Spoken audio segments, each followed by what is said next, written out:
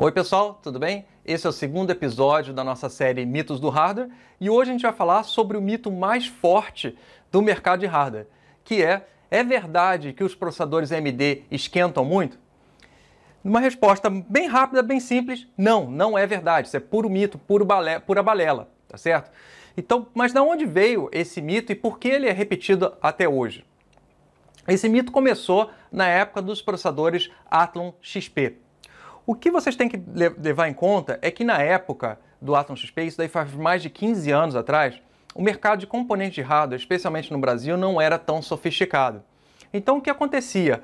O camarada comprava o processador e na época a maioria dos processadores é vendido fora da caixa, o processador avulso, que era mais barato, e você tinha que comprar o cooler separado.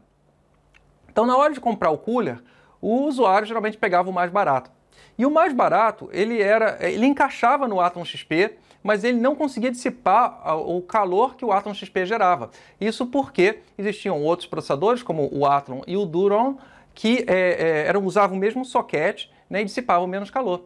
Então criou-se essa má fama na época do Athlon XP, dizendo que o Athlon XP esquentava muito, né? E o que não era exatamente verdade. A verdade era que o usuário é que estava usando um cooler subdimensionado para o processador. Né? Então o cara comprava o cooler errado e depois botava a culpa no processador. É mais ou menos isso. Tá? E na época, como eu falei para vocês, o mercado não era tão sofisticado e também a oferta de coolers mais potentes, vamos dizer assim, mais sofisticados no Brasil, era muito menor do que existe hoje. Para complicar um pouco mais a situação, os processadores da AMD não tinham proteção contra superaquecimento. Então o mito também vem daí, né? O Athlon XP não tinha essa proteção contra superaquecimento que na época o Pentium 4, que era o carro-chefe, né? O Pentium 3 e o Pentium 4, carro-chefes da Intel na época, eles tinham essa proteção contra superaquecimento. Então o que acontecia? Se o cooler falhasse ou o processador esquentasse demais, nos processadores da Intel, o processador era protegido, né? Ele diminuía o clock ou parava completamente o clock, o computador, de repente, no caso do Pentium 3, o computador travava, no caso do Pentium 4, que ele já tinha o thermal throttling, né? Ele diminuía o clock, né? a ponto de o processador continuar funcionando normalmente, mas não queimar, né? E você tinha essa proteção. E no Athlon XP não, se ele se aquecesse, se ele superaquecesse, o processador queimava. Então veio também daí esse mito. Né? Se você procurar no YouTube, vocês vão encontrar um vídeo feito na época pelo Tom's Hardware, justamente comparando todos os processadores da época, o que acontecia quando você removia o cooler do processador. Né? Se você procurar no Google, você vai achar, vou botar o link aí para vocês poderem assistir esse vídeo. Então, esse tipo de vídeo também fez um desserviço, né, para as pessoas, especialmente no Brasil, que, vamos dizer, tem um pouco menos de conhecimento técnico, vamos dizer assim, comparado a um usuário, de repente, da época, né, que era mais sofisticado, e ele via aquele vídeo e falava assim, ah lá, tá vendo? O Athlon XP queima, né, ele superaquece, etc. Só que, obviamente, o vídeo estava mostrando o que acontecia se você removesse o cooler do processador, né, não em condições normais de uso. Né, então, criou-se essa má fama. Essa má fama continuou na época do Athlon 64, porque os coolers, a AMD passou a vender o Athlon 64, né, na caixa, vinha junto um cooler que encaixava direitinho e tal, era dimensionado ao processador, mas era um cooler muito ruim, né, não era um cooler muito sofisticado. Então o processador trabalhava quente a maior parte do tempo. Não chegava a superaquecer, mas você via que o processador estava quente.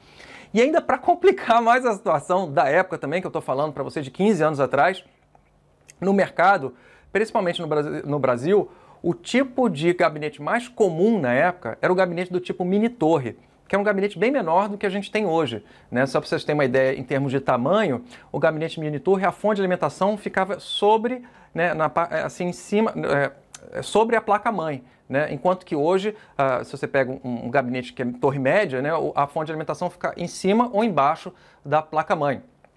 Então, com isso, o gabinete era muito mais apertado, não tinha muito menos espaço para circular o ar, e a maioria dos gabinetes que eram vendidos não vinham com ventoinhas adicionais. Né? Então o ar ficava quente lá dentro, principalmente com o Athlon XP e um Athlon 64, que já estava lá, não necessariamente superaquecendo, mas gerando mais calor do que deveria, porque o cooler era ruim, né? E aquele calor ficava ali dentro e todo mundo encostava a mão no gabinete, o gabinete estava quente. Né? E também, se você colocar também em consideração que as fontes de alimentação da época eram todas umas bombas, né? Hoje em dia a gente ainda tem bomba no mercado, mas é bem menos do que era há 15 anos atrás. Então, há 15 anos atrás, as fontes também não cumpriam um papel, né? Que a fonte, para quem não sabe, cumpre um papel também na refrigeração do computador, puxando o ar quente que está dentro do computador para fora. E as fontes na época eram muito ruins e não conseguiam também desempenhar esse papel, tá legal? E a própria fonte acabava aquecer, e o problema aumentava mais ainda.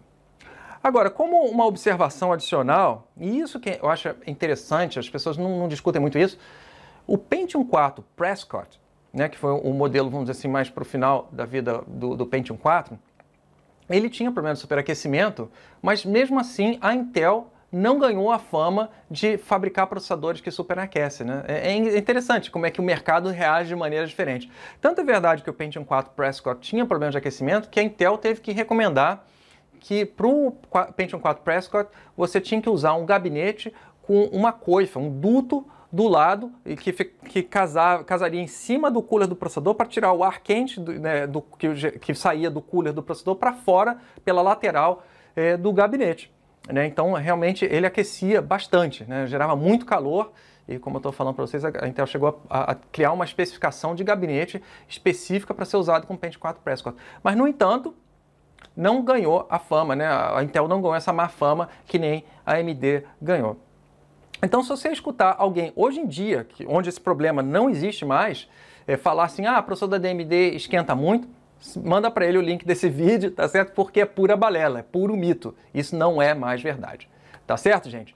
Um grande abraço e até o próximo episódio. Não deixe de dar o seu joinha aí, não deixe de compartilhar o vídeo com seus amigos. Um abraço.